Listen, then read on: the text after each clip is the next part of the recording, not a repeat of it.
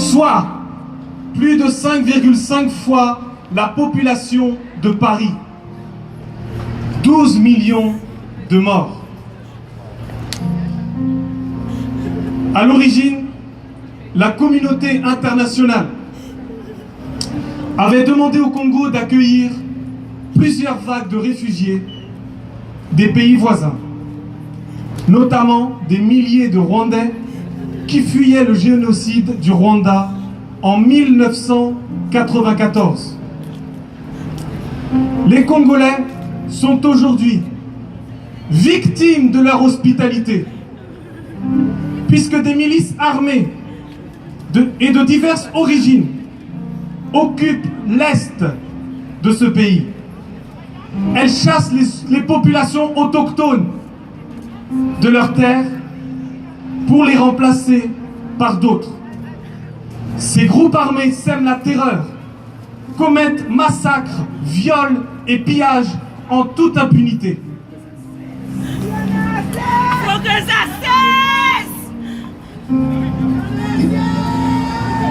Il y a 16 ou 17 ans, je suis partie au Congo, à Kinshasa, dans le quartier de Ndjili, avec mes enfants. Et là-bas, j'ai rencontré une famille. Il y avait un enfant qui était très malade. Il avait plus de 40 de fièvre. Moi, j'étais partie avec mes fils, j'étais armée de médicaments. Alors, je lui ai juste donné une boîte de Doliprane infantile et je lui ai donné une petite prescription en lui disant, voilà, à telle heure et telle heure, tu lui donnes du Doliprane et la fièvre va baisser. Mi-avril 2018, il y a eu une réunion à Genève pour une levée de fonds pour la République démocratique du Congo, pour lever plus de 1 milliard d'euros pour aider, ce que nous disait David, les réfugiés et la population congolaise. En 16 ans, rien n'a changé, tout a empiré. Et le président actuel, Joseph Kabila, s'est permis de dire que son peuple allait bien, s'est permis de dire qu'il n'y avait pas de problème dans ce pays.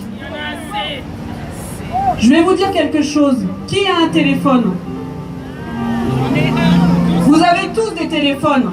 Prenez-en soin, car dans ce téléphone, il y a les larmes et le sang d'enfants et de femmes qui vont chercher du coltan. Prenez-en soin.